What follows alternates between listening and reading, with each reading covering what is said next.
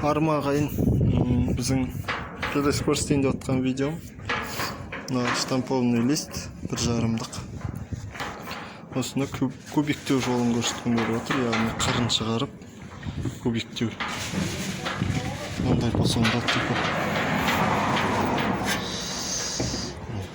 Осындай посонда осыны қалай кубиктеу керек екен видео қылып көрсетейін. 1,5 сантиметр. 1,5 сантиметр қылып істейміз, но 2 сантиметр, но 7 сантиметр. Және де қапталынан қараған кезде 4,5-5 сантиметрге дейін шығады. Негізгі өзінің ең төменгі деңгейінен сол шыққан деңгейіне дейін 4,5-5 сантиметр. Дәл осындай кубиктеуді біз қалай шығарамыз кесіп, соны көрсеткім келіп отыр. Алдын ала орындарын кесіп сызып аламыз, несін байқасаңыздар, сызық бар. Кесіп сызып аламыз, размерлері мынандай. Мынау листтің ішкі беті, яғни лицевой бет еместі, ішкі беті. Ішкі бетінен 8,5 сантиметрден сызамыз, шетінен 8,5 сантиметр. Ал мына негізгі лицевой жағынан 1,5 сантиметрден сызамыз. 1,5 сантиметрден.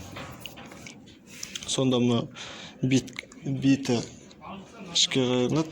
Және 8,5 ар жағы бар ма? Ар жағынан кесіп, ол сыртқа қарай қайырылады. 1,5 сантиметр профильге мініп сваркіленетін тұсы 8,5 сантиметр. Ол ішке қарай қайырылады. Енді бұны размерлерді өзіңіздің ұнаған размерді қоя беруге болады. 1,5, 7 деген сөз ғой.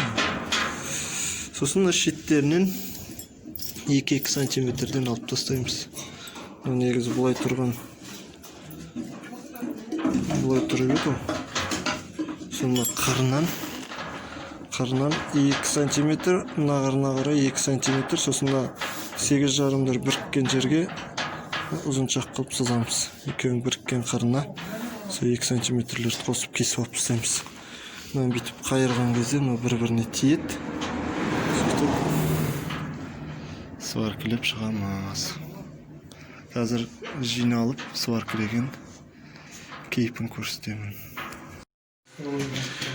Кеше штампованный листі кубикте осындай күйде шықты. Жалпы ойып кескен жағына қарай қайырасыз. Беті кесілмеген, ар жағы кесілген, яғни бұл ар жаққа қарай айналысады деген сөз. Сын сортына сваркілеш шлипой етуге оңай болады.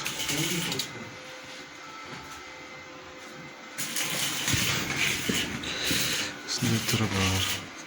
Тағы айтып кететін нәрсе. 40-40 профиль ба? Соның рамкасы ішінде жатады бүйтіп. Ұзыншақ рамкада жоғалып көрсетіп тұрады. Прихваттағанда осындай күйде тұрады.